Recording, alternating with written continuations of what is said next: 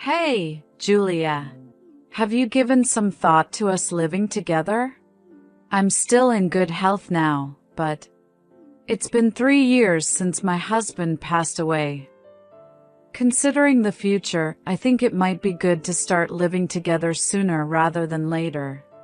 Good evening. About that living situation. To be frank, at this point, adding one more person to our home is going to be quite tough. What? I heard from Hans that you recently quit your part-time job. If you wish to live with us, one condition is that you'll have to find a new job. Why should I have to work just to live with my own son and his wife? You too! Having the nerve to say such things while being supported by Hans. I'm working as well. What can a mere part-timer say? No, I'm full-time. And besides, the reason I quit my job was with the premise of living with you. Eh. It would take me an hour just to get to my part-time job from your place. So, I had no choice but to quit, right? There might have been other ways, like getting transferred to a sister store or something. Enough, the living together is decided. Living in your current one-bedroom apartment won't work for 3 people, so you need to buy a house or a condo right away. Or lease a larger rental property and move in as soon as possible. Please don't make decisions on your own. It has to be at least a 3-bedroom house. We didn't agree to live together. I will not accept any objections. I'll discuss it further with Hans, so start organizing your stuff. This is too arbitrary. Mother, did you send a resignation notice to my workplace? Oh, they received it. So it was you. Why would you do something like that? Now, you have no choice but to live with me. No, that resignation notice is invalid. What? Of course it is. It's obvious it wasn't submitted by me. By the way, do you understand what would happen if I really did resign? There's no need to rush. You can find another job once we move. Becoming a full-time employee might be a bit difficult, but you can easily find part-time jobs. How can you be so laid back? Do you think we have that kind of savings? What? I've told Hans numerous times, instead of not considering earning more than he is now. I want him to think about the future and focus on his work. If you want to live with us, that's the starting point. Julia, were you such a spendthrift? What? You should be able to live comfortably with Hans's income, and yet you're still not satisfied. Do you know how much Hans earns? Of course, I do. I heard it directly from him. Do you really believe that we could quit our jobs and live comfortably with that amount? Yes, of course. Especially if you get rid of your spending habits. I've been nothing but frugal. With Hans's income, I can't imagine why you'd need to save. Mother. Is there some misunderstanding here? Are you sure about Hans's income? I told you I heard it from him. Are you sure you're financially savvy? That's you who should be asking that. I believe I have a perfectly sound understanding of money. Good heavens. Your imprudence. I'm going to have a serious talk with Hans. By the way, Hans is always at your house, isn't he? Yes, I'm keeping him here. Why won't he respond to any of my messages? To keep you out of the living arrangement discussions. Don't just decide things without me. If we respected your opinions, we'd never make any progress. I'll contact you once everything about the living arrangement is decided. That's not acceptable. Once we start living together, get ready for some wife training. Hey sis, long time no see. Got a minute? Oh, Rick. It's been a while. What's up? I'm currently planning to return home temporarily from my assignment. Oh, really? Well, someone broke into my house. What? What are you saying? Well, I was planning to do some maintenance on my house this weekend. It seems like someone has moved in. What? You have to call the police. Yeah, I was going to. But when I asked the neighbors, they said they were greeted with a "we've just moved in a week ago." And they identified themselves with your husband's and mother-in-law's names. What? I didn't believe it. I thought I should check with you, who holds the spare key to my house, before reporting it. Do you have any idea?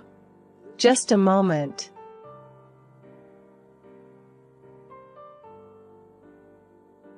Sorry, we might have been tricked. What happened? The key I had in the safe is missing. The only ones who know the combination to the safe are Hans and me, so he might have taken it. Why would this happen? Actually, my mother-in-law has been pushing for living together.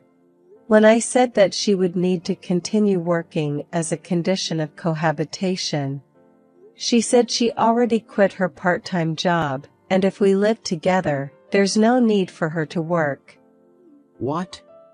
Currently, you are barely making ends meet working full-time.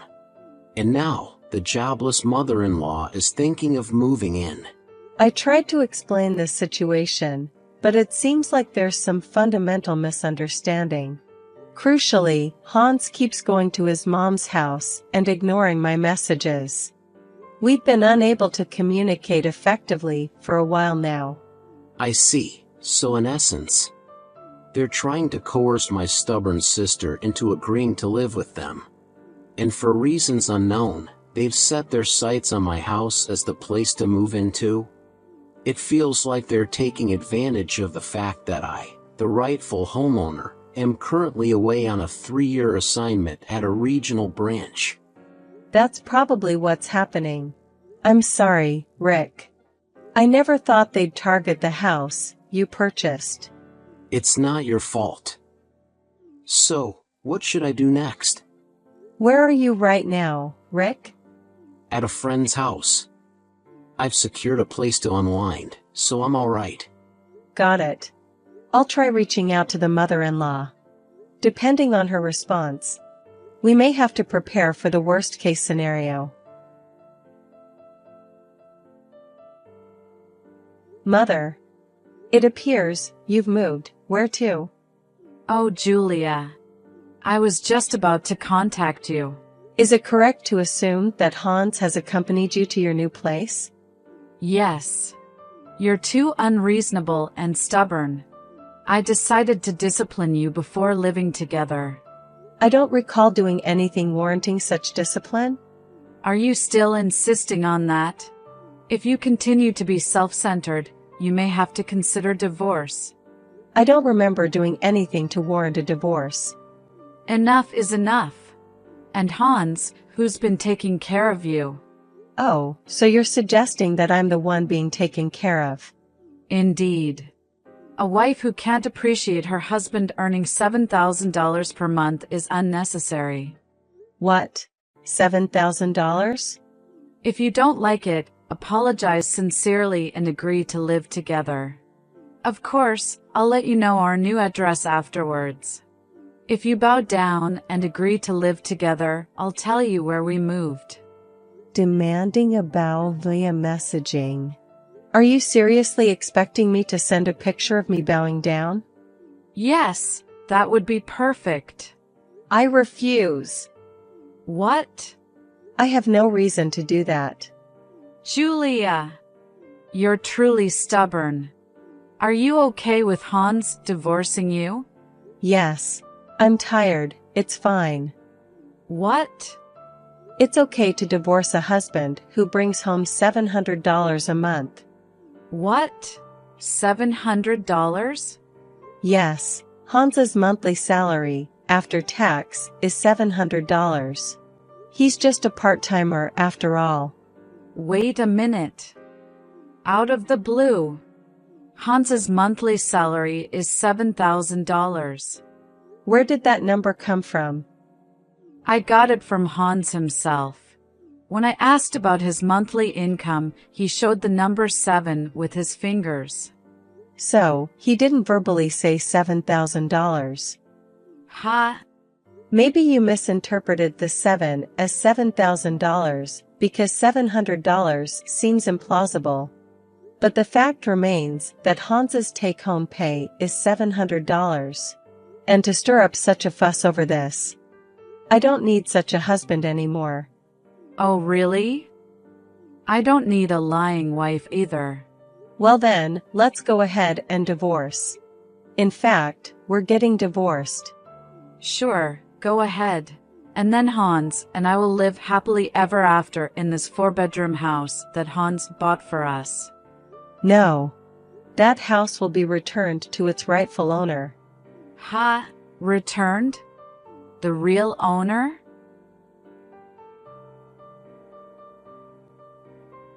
Julia! What the hell is going on? Your brother just came here and told us to get out.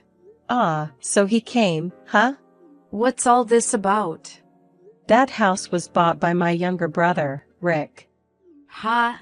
Rick had a dream to own his own home from a young age, and worked part-time jobs hard since his student days.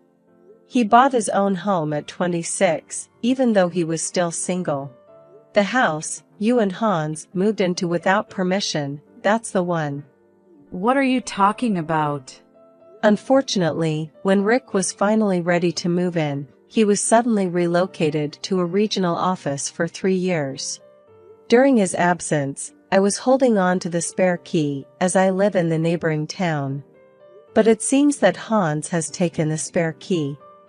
I don't know what you heard from Hans, but from my brother's perspective, who is the real homeowner, when he came home for maintenance, like mowing the lawn or cleaning the house, someone else was living there.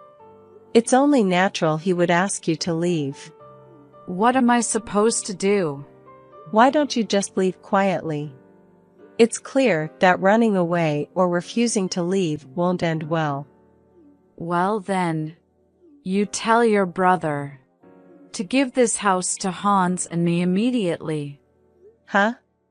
As bride's brother, he should listen to what the married family says. What you're saying is outrageous. Hans and I are no longer a married couple. Ha! I just submitted it to the city hall a little while ago. The divorce papers. Ha! But Hans hasn't filled it out yet. No, he already filled it out a while ago. What do you mean? Hans quit his job at his company without consulting me 6 months ago. Oh well, what's done is done. He quit his job, so for a while, I decided to work full-time. During that period, I expected him to diligently search for a job while taking on part-time and day labor jobs. However, there was no sign of job hunting even after a month had passed.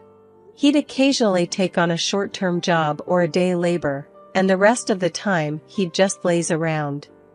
Seeing this, I made him sign the divorce papers with a promise that if you couldn't secure a job in the next 5 months, we would divorce. The deadline passed, and regrettably, we ended up divorcing.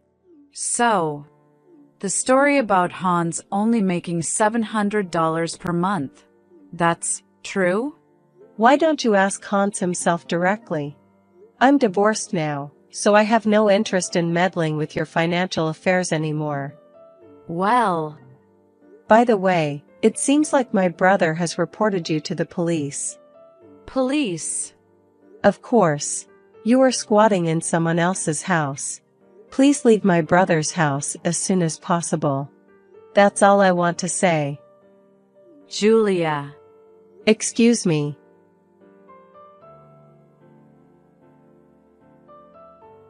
Hey sis, how's everything since then? Good. I found a place to move and started packing. Oh, I see.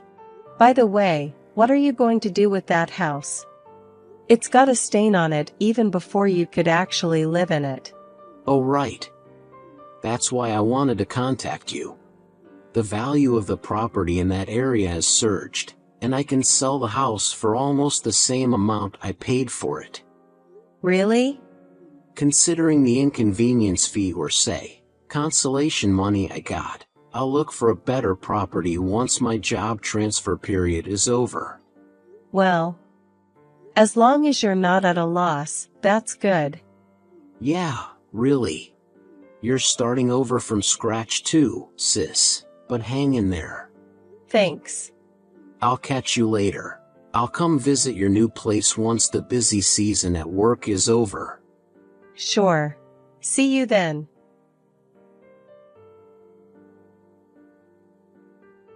After that text, my mother-in-law and Hans were taken away by the police. And her uncle, who came to pick them up from the countryside, took them back with him. Apparently, my mother-in-law was lied to by Hans that I bought the house. And since she misunderstood his monthly income of $700 as $7,000, they had a huge fight every day. Her furious uncle hit Hans with a "get a job" fist, and he finally started looking for one. Thanks to that, peace returned to my surroundings. Moreover, I was offered a full-time position from the place where I had been working full-time, which allowed me to start a stable life after divorce. As a side note, my former mother-in-law caused a ruckus at my old apartment just before I moved, and the landlord claimed damages from her. But that's a story for another time.